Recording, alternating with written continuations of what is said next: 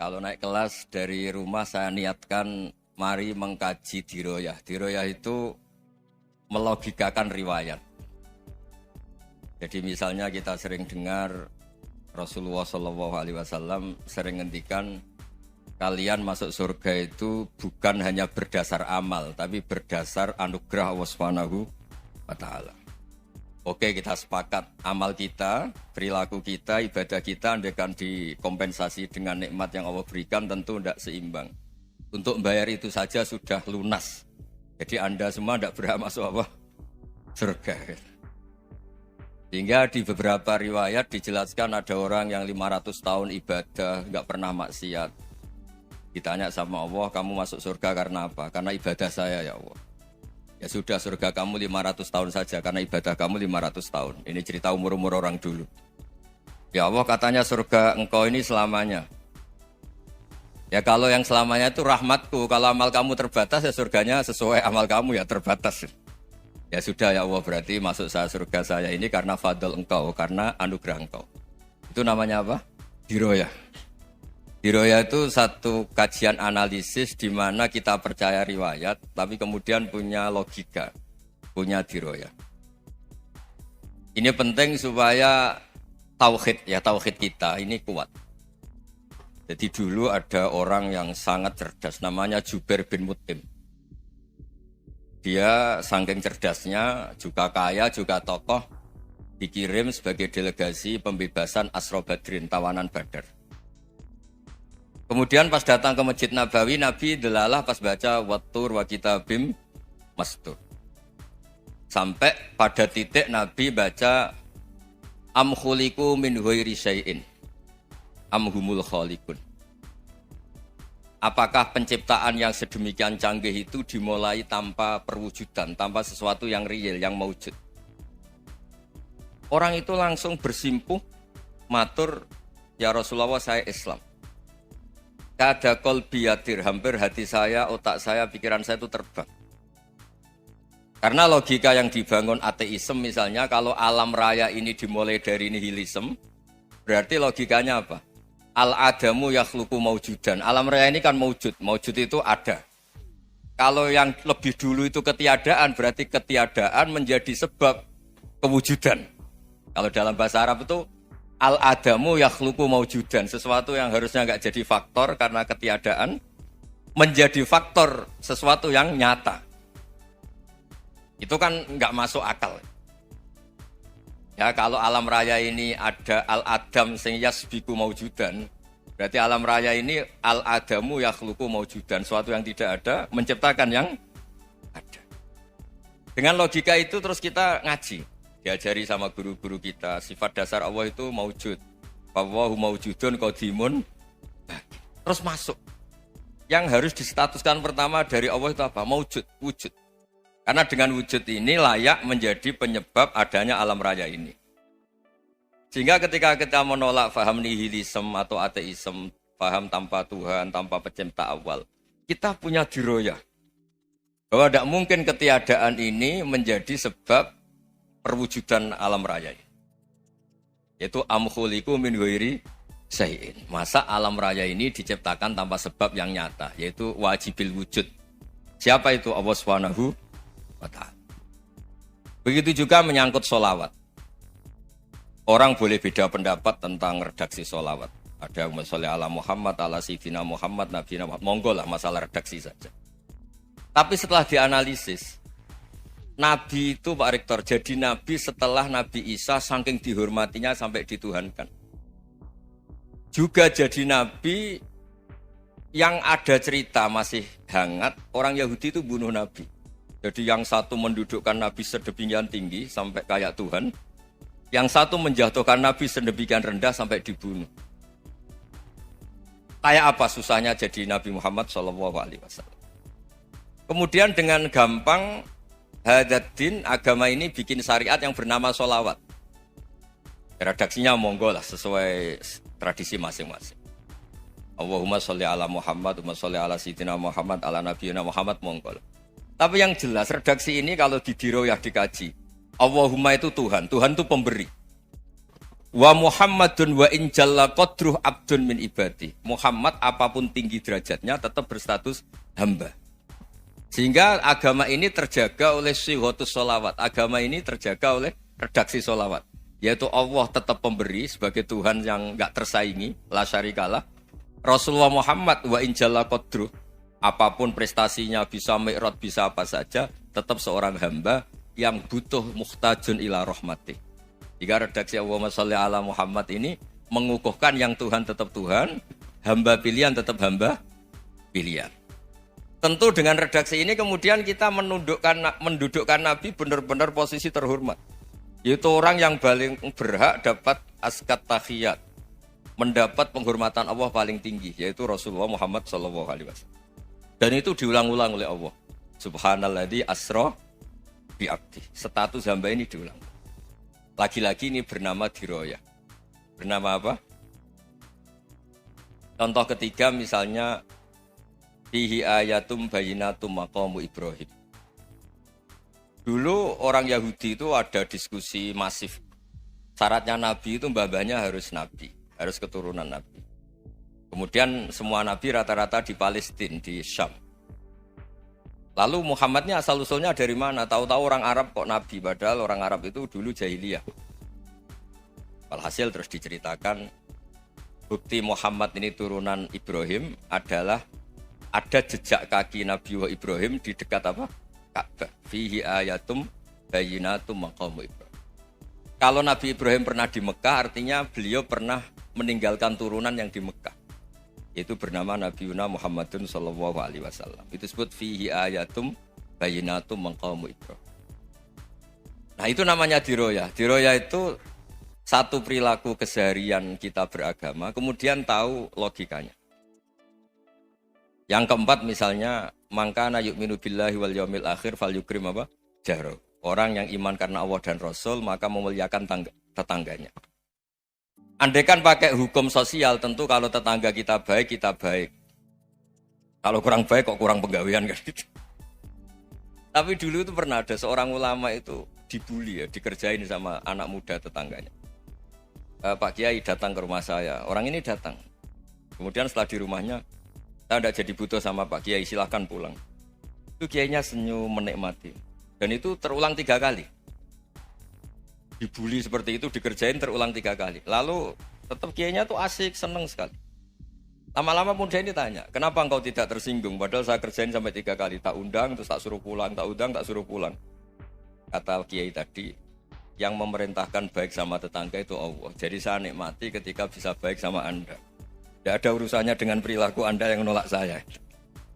Nah itu terus kita tahu, memang motifnya kita baik sama tetangga karena iman sama Allah dan Rasul, bukan hukum kompensasi sosial. Jadi kalau mau diteruskan Pak Rektor, saya ngajar di sini ya karena perintah Allah itu orang alim harus ngajar, bukan karena perintah Rektor. Kalau diteruskan. Ya saya mohon juga gitu, para dosen, para karyawan di sini kalau nggak khianat dengan UI itu karena takut sama Allah, jangan takut sama Rektor. Kalau Anda baik juga karena Allah, jangan baik karena apa? Rektor. Bagaimanapun ya semua kita ini makhluk. Makhluk itu la yadurru wa la yanfa. Begitu juga melihat Indonesia. Melihat saya ini kan ikut di UI itu lama sekali, ikut sama Profesor Zeni, dari anak Profesor Zeni nulis tafsir. Mungkin Pak Hersoyo tahu banyak, dulu Pak Lutfi ya tahu banyak. Tapi saya memang nggak pernah terbuka karena ya memang nggak ingin sebenarnya. Kondisi ini kondisi darurat. Sehingga saya tahu cara berpikir Profesor Zeni, ya tahu komitmen beliau pada UI. Dan pendiri UI memang ya banyak yang dari tokoh NU, Muhammadiyah, dari tokoh-tokoh ormas yang lain memang didirikan banyak orang. Hingga UI memang nggak milik ormas apa tertentu. Dari satu sisi memang baik, nggak dikuasai ormas tertentu. Tapi nanti kalau keterusan ya nggak berbentuk. Ya sudahlah dikelola saja. Sambil-sambil jelas, sambil-sambil kadang nggak jelas. Yang penting ikhlas tadi. Karena kalau terlalu asobia itu jadi repot. Kita ini yang nekuni fikih itu tahu. Kalau tidak kunut itu madhabnya Hanafi. Kunut itu madhabnya Syafi'i. Tahu-tahu seakan-akan Imam Syafi'i itu NU, Imam Abu Hanifah itu Muhammadiyah. Padahal ini orang-orang yang sebelum NU dan apa? Muhammadiyah. Jadi kalau kita yang nekuni ilmu itu biasa saja dengan perbedaan. Tapi kalau orang-orang yang nggak siap dengan perbedaan itu sampai Allah disifati Ta'ala itu tidak terima. Padahal ta'ala itu maknanya moho luhur, yang maha agung. Jadi ada seorang kiai kebetulan pidato pertama Pak Rektor. Assalamualaikum warahmatullahi ta'ala wabarakatuh. Ilmu balik kedua ini nggak terima karena itu dianggap bid'ah ada ta'ala. Hanya dia bilang Assalamualaikum warahmatullahi tanpa ta'ala wabarakatuh. Itu saking asobiahnya itu Allah ditambahi ta'ala itu tidak terima. Padahal ta'ala itu maknanya maha agung. Nah itu kan jadi repot kalau asobiah gitu. Kalau kita ngadepi perbedaan itu biasa saja. Karena kita mungkin bacanya banyak, lihat hal-hal seperti itu ya biasa saja. Karena dulu itu perbedaan itu urusan sudut pandang. Ya saya ulang lagi, perbedaan itu sudut. Allah yang Tuhan saja sering didebat sama nabi-nabinya. Karena urusan sudut pandang apa? Saya beri contoh ya. Suatu saat Khalilur Rahman Ibrahim itu saatnya meninggal sama Allah, Israel disuruh. Israel itu Ibrahim saatnya meninggal, ambil nyawanya. Setelah datang ke Ibrahim, ya Khalilur Rahman Ibrahim, saya disuruh nyabut nyawa Anda. Itu Israel dipaksa mikir sama Ibrahim. Hal ra'aita khalilan yumitu khalilah. Kamu tahu orang yang mencintai kemudian bunuh yang dicintai. Itu logika agak benar. Akhirnya Israel kan gak biasa debat, kan gak dilatih debat. Gak pernah ikut lomba UI debat ilmiah. Dia taunya nyambut nyawa aja. Kembali ke Allah. Ya Allah, kata Ibrahim, hal ra'aita khalilan yumitu khalilah. Masa kekasih bunuh yang dicintai ya. Tapi kata Allah santai. Bilang ke Ibrahim, hal ra'aita habiban yakrahu ayyalqa habibah. Masa katanya dia cinta saya, kemudian ketemu saya tidak berani. Israel mater lagi. Logikanya gini Ibrahim, masa yang dicintai sama yang ketemu yang dicintai nggak berani. Ya udah ketemu aja. Katanya yang meninggal itu. Artinya kamu bisa saja GR tidak mati-mati karena merasa dicintai. Atau ingin mati karena mencintai. Nah maksud saya, dalam hal-hal seperti ini orang UI pasti gak jelas. Katanya cinta Allah suruh mati ya gak mau. Gak jelas kan? Dibilang gak cinta juga gak mau. Tapi dibilang cinta kalau ukurannya mati juga gak mau. Nah, tapi dalam banyak hal gak jelas itu penting Pak Rektor. Penting sekali. Buatan guyon. Saya beri contoh sekian ilmiah, gak jelas itu penting. Rasulullah SAW itu dalam banyak hal itu disuruh Allah, memang disuruh supaya ngambil sikap seperti itu. Karena Allah itu punya otoritas penuh untuk bikin orang itu baik atau tidak baik. Wahsy itu yang membunuh Sayyid Hamzah, orang paling dicintai Nabi di antara yang dicintai Nabi. Qatalahu Wahsyun, dibunuh oleh Wahsy. Nabi secara basarnya itu gak suka sama Wahsy. Sampai cara lahir ya ingin corong Jawa ingin masuk nol. Tapi apa kata Allah? Laisa laka minal amri syai'un aw yatuba alaihim aw yu'adzibah. Itu tidak wilayah kamu Muhammad. Malah Wahsy dikasih tobat sama Allah. Khalid bin Walid. Itu perang Uhud kalah itu karena ide brilian Khalid bin Walid. Pas itu masih panglima kafir. Yaitu pura-pura kalah, ghanimah dilepas, sahabat turun, pasukannya naik, walhasil orang Islam kalah. Khalid bin Walid akhirnya juga masuk Islam. Orang yang secara basariah Nabi itu gak siap. Kebalikannya juga ada. Sa'labah itu orang sampai gelar hamamatul masjid. Ini pas ngaji mesti ingat salam. Dia di masjid terus. Setiap habis salam tuh lari karena istrinya nyuwun sewu masih berpakaian yang tidak pantas. Kenapa engkau terburu-buru pulang? Pakaian yang dipakai istri saya sekarang saya pakai. Ya pakaian sarung itu kayak Pak Rektor kan fleksibel. Ini khusus mau Ramadan, tidak akan sarungan terus, gak usah khawatir. Jadi ini tadi sudah perjanjian. Saya yang kiai celananan, beliau yang rektor pakai sarung. Jadi, iya. Supaya itu barter madhab. Tapi hanya sekali ini aja, bukan. Jadi jangan diharapkan ini jadi tontonan terus-menerus. Dan ini barter madhab. Saya sama Profesor Kores juga sering gitu. Saya pakai sarung yang dihadiahi beliau pakai sarung yang dihadiahi saya. Memang itu tradisi Islam. Tahadau tahabu, kamu saling memberi hadiah maka kamu saling mencintai, bukan riswah, bukan riswah. Walhasil terus Sa'labah ini mbok saya didoakan Nabi supaya saya kaya, supaya tidak sering ganti-ganti pakaian seperti ini sama istri saya. Jangan-jangan kamu miskin itu lebih baik. Ngotot minta didoakan. Didoain Nabi kaya terus lama-lama ninggal sholat, ninggal jamaah. Itu Allah belum tersinggung. Yang mulai Allah tersinggung itu kan saya sering fatwa di mana-mana, sering memberi saran. mumpung kamu miskin itu sering sedekah. Karena kalau sudah kaya itu tidak bisa. Saya memberi analogi gini. Kalau saya masih santri miskin, punya uang 100.000, diminta guru saya 50 tak kasihkan. Padahal itu 50%. Punya 2 kambing kurus, diminta guru saya 1 pasti tak kasihkan. Padahal itu 50%. Jadi kalau punya sapi Brahman atau sapi limusin yang harganya itu 100 juta, punya 2, diminta 1 boleh enggak? Enggak boleh. Saya punya motor butut 2, diminta teman saya 1 boleh. Tapi kalau Davidson Harley itu enggak boleh itu. Nah, walhasil itu kalau kita miskin, misalnya kita zaman kuliah atau zaman mondok atau zaman apa saja, punya uang 100.000, narik temannya sampai 50.000 kan biasa. Tapi setelah 1 miliar, berani enggak kamu kasihkan 500 juta? Sama-sama 50%? Enggak kan? Nah salabah gitu, ketika zakat masih per 40 kambing, 1 kambing itu sebenarnya kan masih ringan. 41, 82. Kambingnya itu sudah mabenal jabalen. Barang dihitung zakat karena sudah ribuan, jumlahnya sampai 400 kambing. Banyak lah pokoknya. Terus kata salabah, ini pemerasan. Karena jumlahnya besar. Allah tersinggung karena nabinya dianggap narik zakat itu dianggap khorat, dianggap pemeras. Allah tersinggung kemudian fa'aqobahum nifakon fi qulubihim ila yaumil. Dia ditegur munafik. Semenjak itu terus tadi kembali gak jelas tadi. Barkohnya gak jelas itu menjadi orang tuh bijak. Ini sekarang nakal, jangan-jangan nanti jadi orang baik. Yang sekarang baik, jangan-jangan suatu saat jadi tidak baik. Semua orang introspeksi. Gak ada jaminan kalau kita sekarang baik akan baik terus. Gak ada jaminan kalau kita sekarang buruk akan buruk terus. Sehingga terus banyak kiai-kiai bijak itu memang lahirnya gak tegas.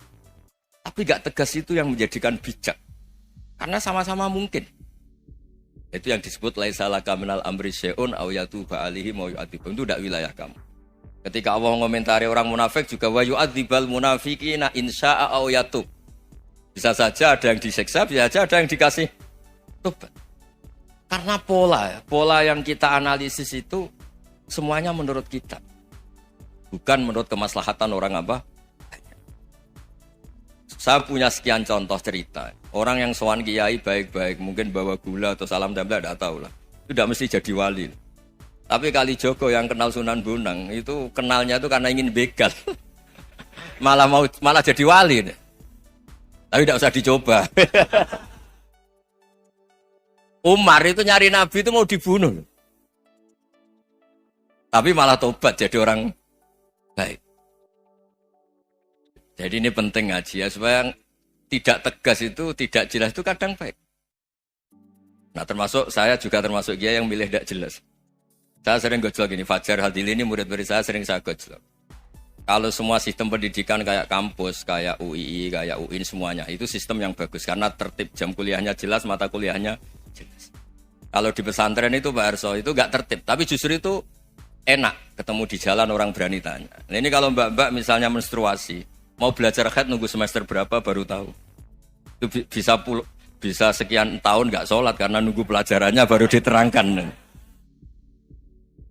Mau haji juga gitu, nunggu mata pelajaran haji. Kalau nggak jamnya, nggak mau dosennya ngajarin. Ya, kalau kiai kan enggak, ketemu di jalan tanya, dijawab. Jam berapa juga dijawab. Artinya Indonesia itu berkah, ada sistem kampus yang tertib. Ya semoga termasuk tertib gajinya.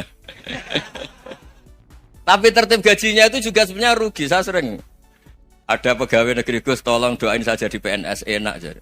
Gajinya tetap. Kata saya nggak mau kalau gaji saya tetap. Kok bisa Gus enak tiap bulan mesti dapat gaji. Kalau tetap nggak naik-naik kata saya. Kalau kiai gajinya nggak tetap, tapi di atas yang tetap kata saya.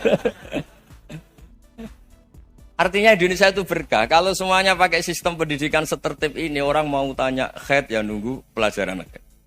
Bab haji ya nunggu pelajaran haji. Tapi kalau ketemu kiai itu enggak. Ya pokoknya saya pernah di pasar, Gus mau tanya apa? Anak saya sih keluar darah terus gini-gini. Padahal biasanya haid hanya 7 hari gini-gini. Ya sudah kembalikan ke biasanya rudat kilal adat. Itu enggak usah sowan ke rumah. Juga enggak registrasi dulu, enggak daftar dulu.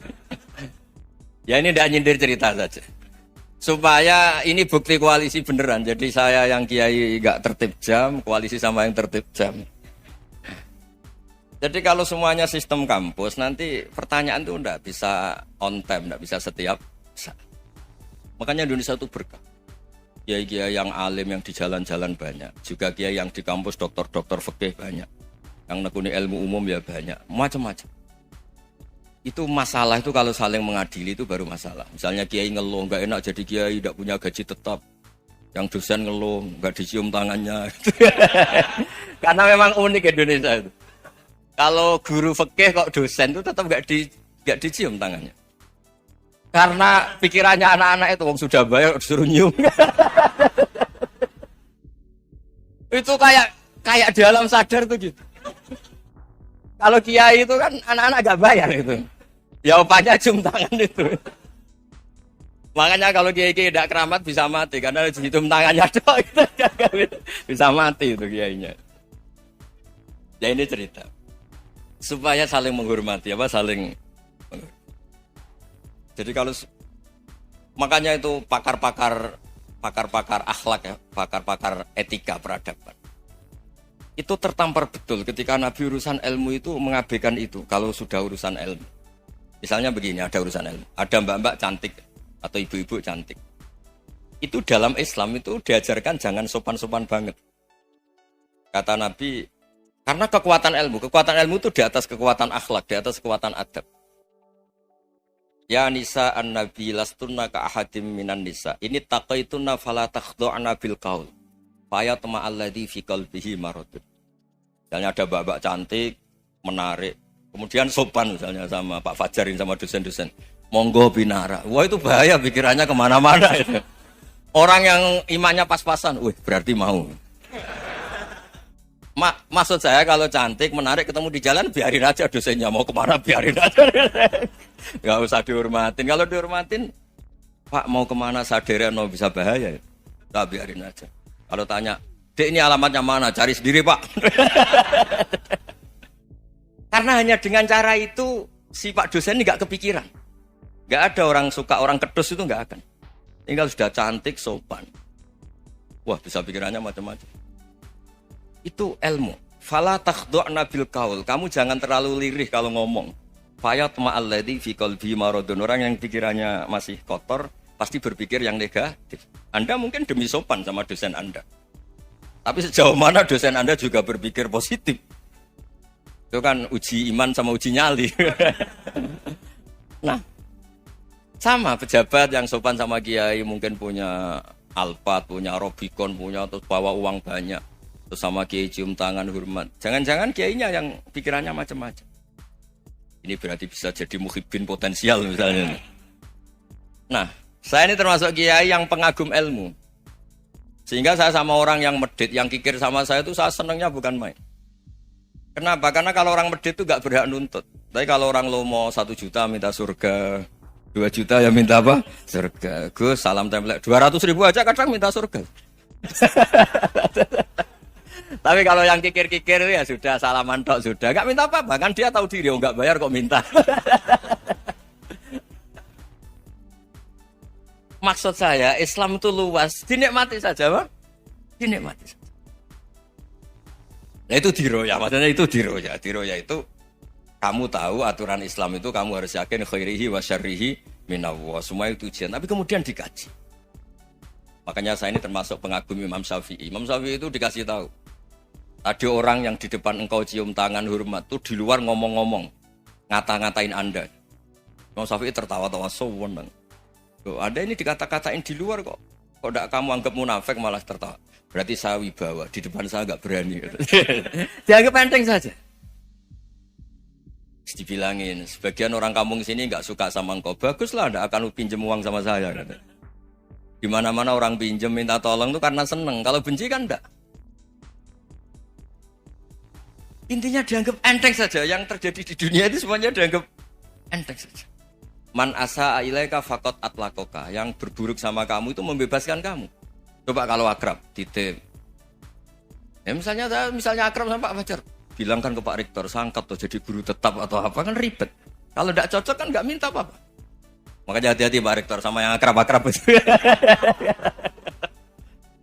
Itu dulu saya juga nggak paham. Di antara wasiat Bapak yang sering diulang-ulang tuh itu. Suatu saat kamu jadi kiai, ngelola orang nggak seneng tuh gampang. Sudah, situ orang lain. Tapi kalau ngelola orang seneng tuh repot. Mintanya aneh-aneh. 100.000 aja minta surga. Hanya teman tenis saja minta naik jabatan. Intinya itu ya sudahlah dikelola. Yang seneng ya berkah, mungkin teman berjuang, teman diskusi. Yang nggak seneng ya berkah, karena ini tidak minta macam-macam, tidak seneng. Nah itu namanya diroya. Diroya itu satu kajian keilmuan yang menjadikan kita ini nyaman dengan riwayat-riwayat, panduan-panduan dari Rasulullah Shallallahu Alaihi Wasallam kayak tadi. Kenapa sih tentang baik sama tetangga, baik sama tamu? Hitung-hitungannya itu mangkana yu'minu billahi wal yaumil. Saya pernah dicium sama orang miskin yang akut, miskin betul. Itu tak ajarin, Anda ini lebih hebat ketimbang orang-orang kaya. Misalnya gini, misalnya ada komunitas rektor atau kiai besar. Saya ini kata orang banyak termasuk kiai besar. Mungkin kalau pinjam uang itu karena mau beli mobil, aksesoris mobil. Karena kita kiai top atau rektor atau orang-orang top. Kalau sesama orang miskin itu pinjem-pinjemannya itu urusan beras, itu urusan nyawa. Keren mana? Nyelamatkan nyawa sama aksesoris mobil. Nyawa. Jadi pahala kamu pasti lebih besar. Itu senengnya jadi orang miskin terus keterusan sampai sekarang. Itu. Lo coba kalau menteri sama menteri, rektor sama rektor, kira-kira pinjamannya apa Pak Arso? Kan kalau mau beli mobil atau mau umroh VIP, pokoknya yang keren-keren. Kalau orang miskin pinjam karena apa? Makan kan? Beras kan? Makanya kalau yang sedang miskin monggo lah, kalau ingin teruskan. Maksud saya Islam itu seenak itu. Islam itu segampang itu. Sudahlah yang sedang miskin ya keren. Karena sekali sosial itu urusannya apa? Nyawa. Tapi kalau miskin semua ya Indonesia bisa tutup kan. Ya sudah yang kaya-kaya itu saya mengatakan Indonesia karena bayar pajak yang menjadikan Indonesia berjalan. Tapi ya dipakai yang benar. Nah, begitu seterusnya. Ada kiai miskin cerita ke kita. Gus, enak jenengan alim, terus punya santri banyak, bisa ngajar di mana-mana. Saya bilang, hebat kamu. Dia hidup di daerah tertinggal. Itu yang diajarkan kan hanya tauhid. Kan nggak mungkin desa tertinggal baca fikih perbandingan madhab. Kan nggak mungkin. Kalau yang kayak Pak Fajar, Pak Sadali kan nggak mungkin. Fikih perbandingan apa? Madhab. Menyorot madhab dunia. Gaya engke-engke itu kan nggak benar. Tapi pertanyaannya, yang menyelamatkan masuk surga itu tauhid apa perbandingan madhab? Tauhid. Ini hanya mengajarkan fardu kifayah, sunat-sunat. Ini Anda mengajarkan fardu ain. Surganya dulu kamu. Oh terus senangnya jadi kayak gitu. Karena yang diajarkan apa? Tauhid. Sementara kita yang gaya-gaya ini ajarkan perbandingan apa? Ada studi banding ke Al-Azhar kemana-mana. Ini enggak tauhid. Dari orang nyembah pohon jadi nyembah Allah Ta'ala. Keren enggak? Keren. Jadi terus kiki sama saya senangnya bukan karena tak bela. Tapi ada yang agak kurang ajar tanya saya. Kalau itu hebat kenapa Gus gak mau jadi kayak gitu? Waduh. Wah ya repot kalau pertanyaan. Terus tak jawab, kalau saya jadi kiai desa, kamu ngangsu ilmu dari mana coba? Ya dari jenengan, ya kalau sama gobloknya tidak bisa. Ya sudah, Gus aja jadi kiai besar. Maksud saya, ya sudahlah kita begini seperti yang saya ajarkan di sini, saya sarankan. Supaya orang itu tahu. Ini namanya diroyah. Makanya kata Imam Ghazali itu, kalau kamu ingin sopan gampang, melihat anak kecil, wa aqallu minni dzamban, dia dosanya lebih kecil. Karena masih kecil kan, tentu secara dosa enggak banyak. Kalau melihat orang yang tua, wa aktsaru minni ibadatan, dia tentu ibadahnya lebih banyak karena umurnya lebih banyak. Sehingga terus semua orang lain tuh di depan kita itu hebat. Ya semua orang lain sama, misalnya Pak ini rektor, Pak Fathul Wahid rektor. Tanggung jawabnya lebih banyak, berarti pahalanya lebih banyak. Tapi sama, ketika melihat Nyon Sewu, melihat pegawainya yang secara lahir di bawahnya, ini tanggung jawabnya enggak banyak, pasti salahnya juga enggak. Itu yang diajarkan Rasulullah SAW, sehingga enak lah. Tapi kalau kita melihat orang lain selalu salahnya, itu pecundang. Allah saja tidak seperti itu kan, amal baik ya ada khairan, amal buruk ya ada saron, semuanya dilihat oleh Allah Subhanahu wa Ta'ala. Saya itu punya teman Gus, agak beling, agak seenaknya. Dulu miskin. Wah itu seenaknya betul. Kayak kenal Tuhan sudah. Tak tanya, kenapa kamu seenaknya? 1 bulan tuh labanya bisa 200 juta sampai 500, sampai 1 miliar. Saya itu, Gus, setelah duha itu perkembangannya bagus. Duha, sholat duha itu. Saya pernah miskin, kan kata, apa, ingkana rizki fisama, apa? Wa ingkana qalilan, ya kalau fisama fa'anzilu. Terus wa ingkana qalilan fakasirhu. Kalau sedikit, perbanyak. Ini trennya sudah benar semua. Nah, wa ingkana apa ya, haroman fatohiru. Kalau haram yang kau sucikan. Makanya saya seenaknya kalau qalilan sudah fakasiru, paling trennya yang enggak benar juga fatohiru kata Mas. Dia yakin kalau yang enggak benar-benar sudah disucikan Allah, karena yang lain-lain sudah dari miskin sudah kaya, qalilan sudah fakasiru, paling yang haroman juga sudah fatohiru gitu. Tak tanya. Lah kamu kok tahu? Polanya sudah ada Gus, karena sang kamu sembrono sama Tuhan kok begitu kan. Tapi apapun itu seneng saya. Seneng saya sering salah teh, makanya saya mohon yang sekarang miskin, sedang miskin itu ya ndak usah nyesal banget-banget. Kalau ingin kaya monggo lah, namanya orang juga ingin. Ya, tapi Anda harus bangga. Sosial antar kalian adalah urusan nyawa dan itu pahalanya luar biasa. Supaya kita, nah yang kaya-kaya juga boleh GR lah, karena pembayar pajak. Dan itu bisa menyelamatkan apa? Indonesia Raya. Begitu seterusnya. Itu yang diajarkan Nabi, antawadu'u hatta la yabghiya ahadun ala ahadin. Kamu semua harus tawadhu, sehingga antar kalian tidak saling tidak sopan, tidak saling liar, tidak saling mendolimi. Termasuk tadi, sikap gak jelas tadi. Orang dolim yang sekarang dolim bisa saja tobat. Yang sekarang soleh bisa saja nanti. Semuanya tuh mungkin. Kita diajari ya muqallibal qulub tsabbit qalbi ala dini. Jadi keliru kalau kita dalam banyak hal harus tegas, enggak mesti. Al halalu bayyinun wal haramu bayyinun. Tapi ada wa bainahuma umurun mustabihat. Ada yang wilayahnya itu abu-abu. Misalnya ada perempuan cantik misalnya, contoh paling gampang. Kalau kamu ajari secara serius, kamu bisa saja tergoda jadi fitnah. Jadi kalau orang soleh gak berani ngajarin, kemudian digunakan orang fasik, malah menjadi orang nakal, kita juga tanggung jawab. Kamu mau tegas gimana? Wilayahnya sama-sama mungkin. Wilayahnya sama-sama mungkin. Yang dekat pejabat mungkin terkontaminasi KKN. Tapi kalau pejabat gak dekati orang soleh, punya perilaku yang gak soleh, yang repot juga Indonesia kan? Nah hal-hal seperti itu kita tidak perlu ngambil sikap. Maksudnya gak usah ngambil sikap, ya kita buktikan kalau milih satu madhab, kita buktikan semuanya lebih baik, semuanya lebih bermanfaat, semuanya lebih berperadaban. Karena nggak bisa dihindari wa bainahuma. Termasuk nyuwun sewu, saya mohon maaf sama mulai Pak Harso, Pak Lutfi sampai Pak Fathul Wahid. Saya ini termasuk kiai yang nggak suka dekat sama orang-orang top. Bukan karena hasud. Memang konstitusi kiai harus gitu, la tamuddanna ainaika.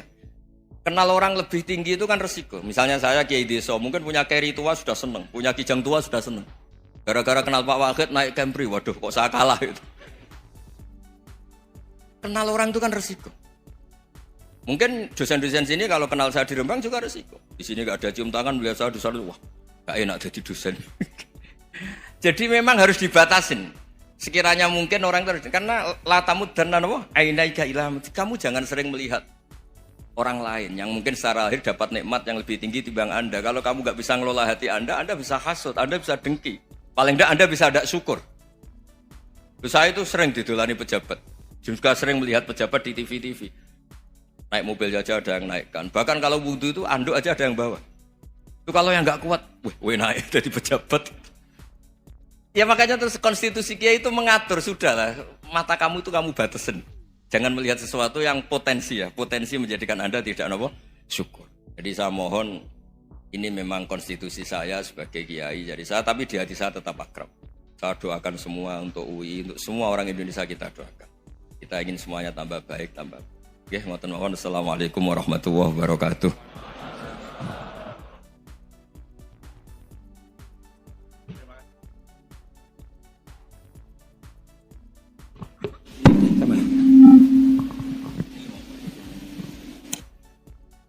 Terima kasih Gus Ba untuk pencerahan yang luar biasa. Kita masih punya waktu 28 menit. Kalau Gus Ba berkenan, apakah ada yang ingin bertanya? Singkat, padat, sebutkan nama. Sana dulu ya. Ya. 3 ya? 3 aja ya? Satu, sini dua, satu lagi dari Ahwat, ya Ibu ya, ya. Silakan, satu dari sana ya. Ya, maju aja, maju, mikrofonnya ini.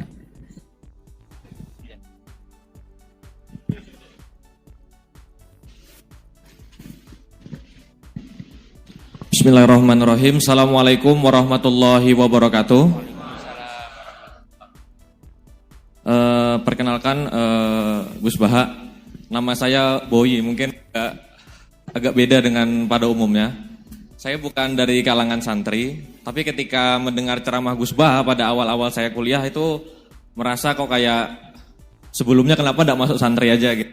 Karena ternyata toh yang diajarkan juga banyak dasar-dasarnya atau prinsip-prinsipnya yang sama dari jalur berpikir dan lain sebagainya.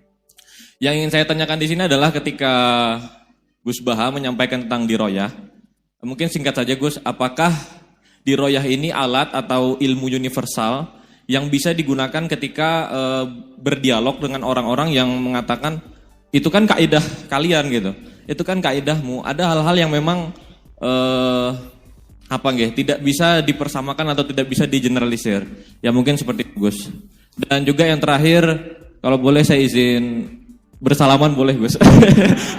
Kesempatan. Oke, Assalamualaikum warahmatullahi wabarakatuh.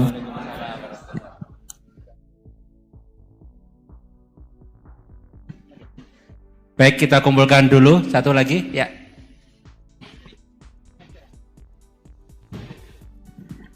Cek. Bismillahirrahmanirrahim. Assalamualaikum warahmatullahi wabarakatuh. Ya, perkenalkan saya Taufik Satrio, biasa dipanggil Tosa. Ya. Ya. Singkatan. Baik, langsung saja mungkin untuk pertanyaannya. Di yaumil akhir nanti kan ada yang namanya yaumil mizan. Itu pertimbangan gitu kan. Nah, itu bagaimana kalau timbangannya itu sama, artinya seimbang. Apakah itu nanti akan berada di tengah-tengah antara surga dan neraka atau seperti apa? Kemudian yang kedua, itu terkait dengan perbuatan buruk ke orang lain. Ketika kita berbuat buruk ke orang lain itu kan kita istilahnya zalim kepada orang lain. Tapi di lain sisi, itu secara zahir kan seperti itu. Tapi di lain sisi, di akhirat itu kan kalau secara pahala, kita itu membantu orang lain mendapatkan pahala.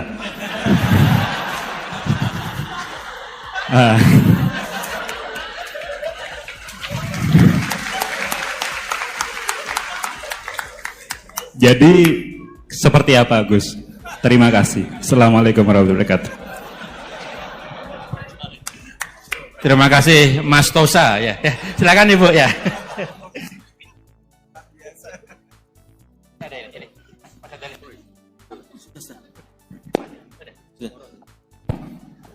Assalamualaikum warahmatullahi wabarakatuh. Perkenalkan saya Nazula Hasanah. Mau bertanya, apakah perbedaan NU sama Muhammadiyah?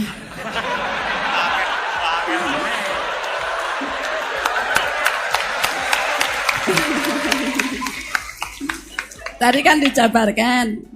Terus dalam sholat subuh itu kan ada yang pakai doa kunut, ada yang enggak. Tolong jabarkan. Wassalamualaikum warahmatullahi wabarakatuh. Waalaikumsalam. Baik Gus, ini ada 3 penanya. Mas Boy tadi terkait dengan diroya, apakah ini universal, termasuk untuk yang non muslim bahkan gitu kan. Kemudian yang kedua dari Mas Tosa, hisab yang seimbang Gus, kasusnya gimana ini. Yang kedua terkait dengan kalau berbuat buruk kan membuat pahala untuk yang bersangkutan itu. Seperti orang puasa dikasih minum gitu kan ya. Ya. Terus kemudian Bu Hasanah ini beda antara NU dan MU, kira-kira itu ya. Silakan Gus ya.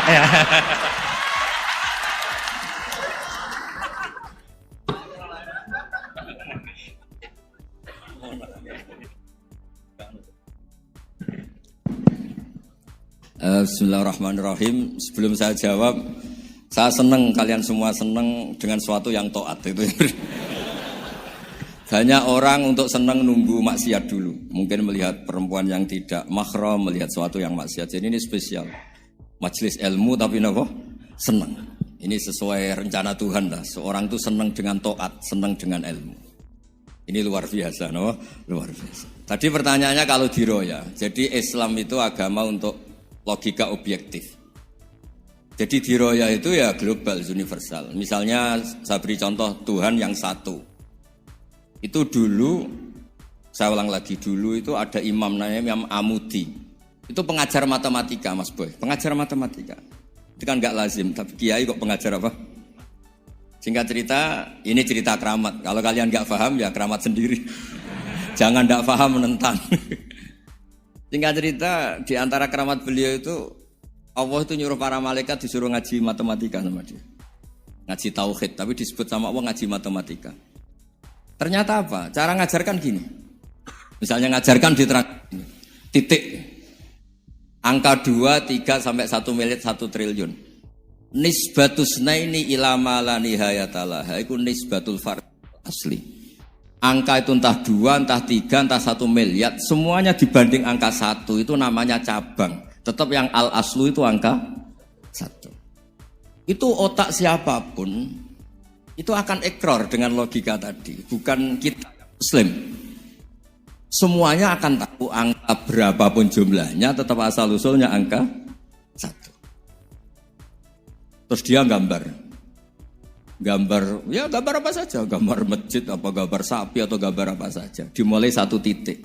Gambar ruwet maupun gak ruwet tetap saja dimulai 1 titik. Nuktotul wujud. Jika kalau zaman saya ngaji, Pak Rektor ngaji dulu diterangkan semua makna Quran ada di Fatihah, Fatihah ada di Bismillah ya, Bismillah itu ada di titiknya, titiknya bak. Lah kenapa ini hebatnya Quran? Kenapa dimulai dari 1 titik? Untuk maklumatkan semua alam raya ini dimulai dari 1 titik, yaitu wujud Allah. Logika seperti itu kan orang nggak terima gimana? Mbok gambar seruat apapun dimulai dari mana coba? 1 titik. Angka sebesar apapun dimulai angka apa? 1. Jadi diroyah itu ya universal gitu mas. Ya gitu Mas Boy ya. Jadi diroyah itu universal. Ya soal ada yang belum dapat hidayat apa itu nomor 2, tapi logika yang dibangun Islam itu. Terus pertanyaan kedua apa? Draw tadi, mizan. Kamu ingin draw? Ini kasus ini, nggak pernah ngaji Quran itu. Di antara yang diterangkan Quran detail itu Ashabul A'raf apa? Ashabul A'raf, orang yang baiknya sama buruknya itu imbang. Itu sudah disediakan nanti di surga itu ada pagar. Kamu ingin di situ? Pagar pembatas, apa? Pagar pembatas. Di surga enggak, neraka enggak. Jadi kejadian surga dan neraka itu gini, tak terangin ya. Jadi kira-kira gini. Kan hisab itu hanya rubu'un nahar, sekitar 2 jam, 2 jam setengah selesai. Jadi satu dunia ini dihisab Allah, hanya Allah butuh waktu 2,5 jam. Rubu'un nahar. Kenapa gitu Pak Rektor? Karena semuanya datang ini sudah terindikasi dan itu sudah jelas. Misalnya orang yang soleh banget, wajahnya bersinar, bahkan semua tubuhnya bersinar. Yas'anuruhum baina aidihim. Yang pas-pasan, ya sinarnya pas-pasan. Sehingga nanti yang punya sinar cukup di kanan. Yang kelip-kelip agak ini, yang rawan kesaruk ini, yang gelap gulita langsung di kiri. Nah itu terus faduri babenahum bisuril lahubab. Terus Allah langsung bikin pagar.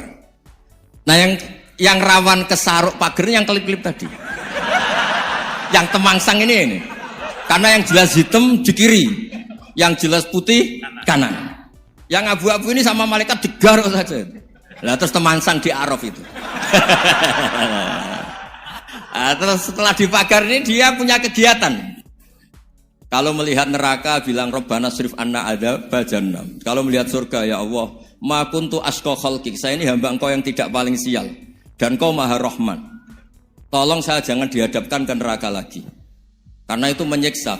Sabar wa ahraqan. Ya ketika melihat neraka itu dia komentar, ya Allah, neraka ini begitu merusak wajah saya. Hawa panasnya itu sudah menghancurkan semua. Baunya juga agak enak. Saya minta saya dihadapkan ke surga bersama Allah. Tapi kamu tidak minta lagi kan? Tidak, saya hanya minta itu tok. Gitu. Nah ini saya pandu. Kalau kamu ngalami tak pandu. Kalau kamu ngalami tak pandu. Sama Allah terus diberi janji supaya tidak minta yang lain. Tidak, saya tidak akan minta lagi. Terus melihat surga. Nah, di surga melihat orang kayak gitu kan. Di surga nanti kalian kan hura-hura semua. Wah, istri yang di dunia kurang cantik, rewel, yang di surga itu istrinya cantik semua, gak rewel semua. Gak minta belanja, cantiknya gak usah kesalahan, pokoknya top lah. Terus dia melihat, tersiksa, cara Jawa ngiler. Wih, masa ngelihat tok? Akhirnya ya lama-lama berani ngajukan, ya Allah masa ngelihat tok? Gitu. Dikasih masuk gitu. Ya, terus, tapi kamu kan janji gak minta lagi. Ya terus ngerayu-ngerayu Tuhan lagi. Akhirnya walhasil nanti kalau betul-betul A'raf itu nasibnya akhirnya masuk surga. Tapi tadi digarap dulu lah, dikerjain dulu. Itu lama sekali perjalanannya, memang lama sekali. Nah soal orang membunuh itu, apa contohnya tadi? Berbuat buruk sama orang lain, ya apapun lah. Berbuat buruk sama orang lain itu, kalau faktanya nanti tobat, Allah yang bisa ngelola itu. Makanya Nabi pernah senyum-senyum, pernah tertawa-tawa. Sungguh ketika Allah menghendaki rahmatnya itu semuanya indah. Yaqtulul qatil fayatubu hadza. Jadi ada orang nyun sewu membunuh, terus dia tobat serius. Kemudian al-maktul yang dibunuh ini masuk surga karena madlum. Qatilnya karena tobat serius juga masuk surga. Ya begitu juga di kedoliman-kedoliman yang lain. Jadi ya makanya tobat itu penting sekali. Ya taruh saja begini yang terkenal ya, contoh. Wahsy itu jelas di surga karena syahid dibunuh Wahsy. Hamzah ini jelas di surga karena matul syahidan, dibunuh secara syahid oleh Wahsy. Tapi karena Wahsy tobatnya serius, nanti juga di surga. Begitu juga keburukan-keburukan yang lain. Jadi tobat ini misalnya ada orang hartanya dicuri. Tentu yang dicuri ini kalau dia orang baik, ya mungkin secara formal lapor polisi, tapi kalau dia orang baik mungkin ridho lah, sudah itu, sudah ridho kan. Berkahnya ridho, dia menjadi orang baik karena ridho diuji Allah, hartanya apa? Dicuri. Kemudian yang mencuri tobat, entah harta itu dikembalikan, entah dikasihkan masjid sebagai amalnya yang dicuri, entah apa-apa. Allah ngasih tobat orang ini. Kemudian sama-sama jadi orang baik, kemudian sama-sama di surga. Makanya itu Nabi sampai senyum-senyum, betapa rahmatnya Allah tidak terbatas. Sama lagi, betapa rahmatnya Allah tidak terbatas. Bahkan qatil sama maktul bisa ngopi di surga bareng tadi itu. Karena ya tadi, masyhur itu. Yang paling legenda dalam sejarah Islam kan, saya pernah membunuh orang yang sangat dicintai Rasulullah. Sebagai tobat saya akan membunuh orang yang paling dibenci Rasulullah. Singkat cerita, Wahsy ini menangi bunuh Musailamah al-Kadzdzab, orang yang ngaku-ngaku Nabi yang merusak tatanan apa? Islam. Apapun itulah, cerita-cerita apapun itu. Makanya saya sering cerita, kalau preman pasar itu tobat, jangan nyapu masjid. Tobatnya tetap di pasar, yang dulu pasar gak aman karena dia, sekarang aman karena dia. Jangan tobat terus nyapu di pasar, pasar diganti suksesennya, pengganti. Itu gak fair apa? Jadi kalau tobat itu harus seimbang dengan zaman salahnya. Zaman apa? Kayak Umar. Ketika dia kafir itu orang Islam dibikin takut. Ketika dia Islam, gantian orang kafir dibikin takut. Pertama dia Islam langsung marahnya Abu Jahal, awas kalau ganggu Rasulullah, ngadepin saya. Itu fair. Kenapa? Fair. Jangan tobatnya bikin orang takut, lah tobat ke masjid, nyapu. Yang di pasar diganti penggantinya tetap gaduh. Gak boleh, harusnya kalau lama bikin pasar takut, ya sekarang lama bikin pasar apa? Aman. Itu tobat yang apa? Seimbang. Ya kira-kira gitu ya. Nanti tak pandu kalau sudah di Arab. Yang ketiga NU sama MU. Satu itu beda seragamnya dan logonya.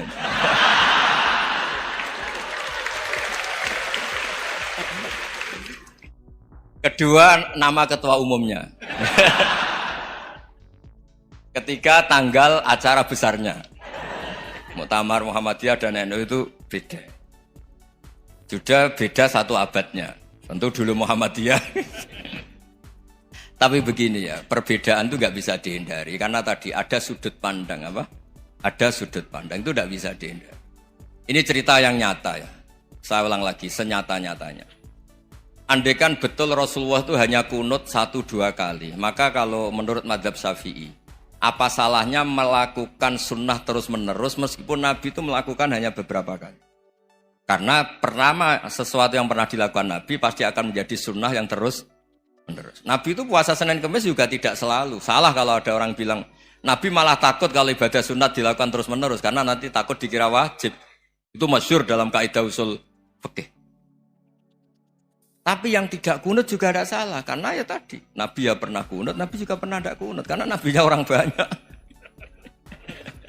Karena bukan Nabi kelompok tertentu. No? Jadi sederhana. Terus menyangkut, ini dengerin betul, sujud. Sujud itu banyak ulama yang mengatakan untuk sah itu harus melibatkan 7 anggota. Umirtu an asjuda ala sab'ati azumin al-jabha wal yaden wal rukbaten wal qadamen. Saya diperintahkan sujud itu melibatkan 7 anggota, yaitu jabha, yaden 2 tangan, 2 lutut, terus 2 qadamen.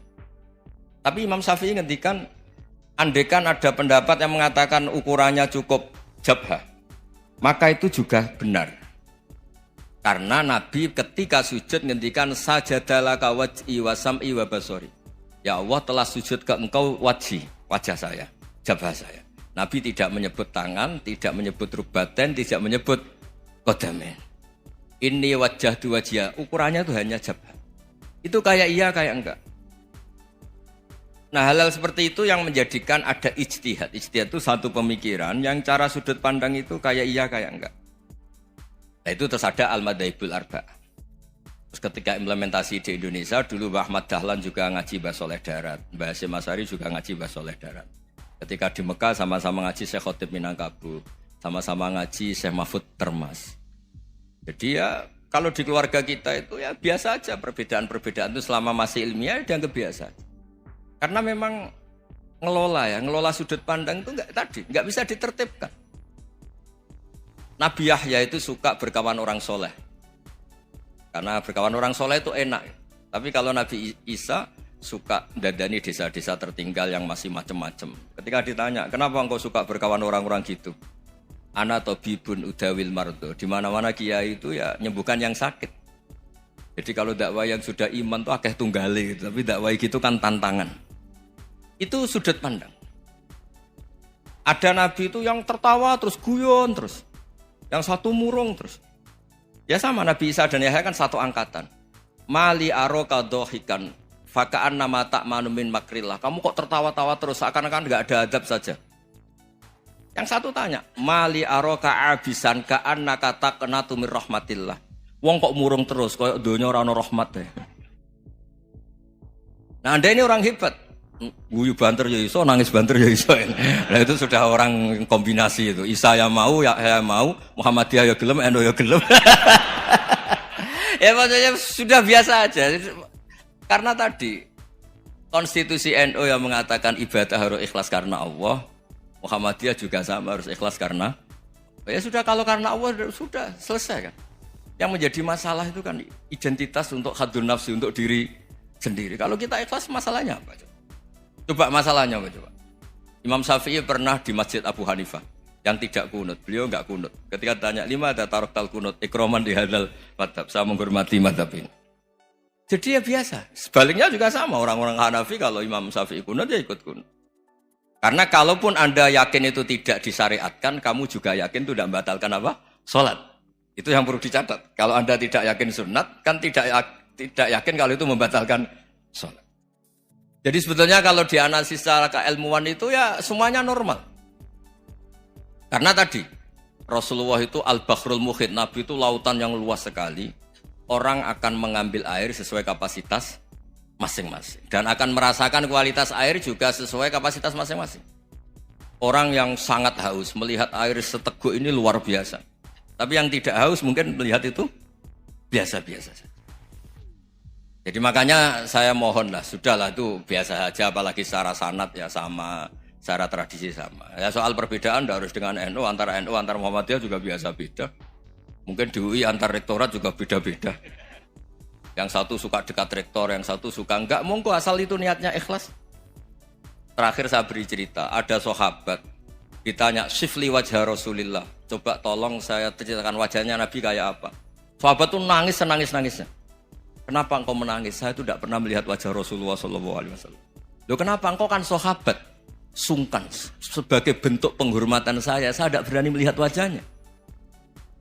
Sebagai bentuk penghormatan pada waktu Nabi, saya tidak berani sowan. Nabi di dalam punya keluarga, punya istri, punya cucu. Kalau saya sowan tuh ganggu. Ya masuk akal. Bentuk hormat itu tidak ganggu kan. Tapi ada orang-orang yang bentuk hormat, bentuk sayang itu sering datang ke majelis Nabi. Sama-sama masuk akal. Bisa didebat gimana? Sama-sama masuk akal. Ya sudah itu ijtihad. Maksudnya itu ijtihad. Itu sudah sama-sama masuk akal. Abul Hasan Asyadili itu kalau kemana-mana pakai mobil mewah, pakai baju mewah. Ketika ditanya, Anda ini ulama kok pakaiannya mewah, mobilnya mewah.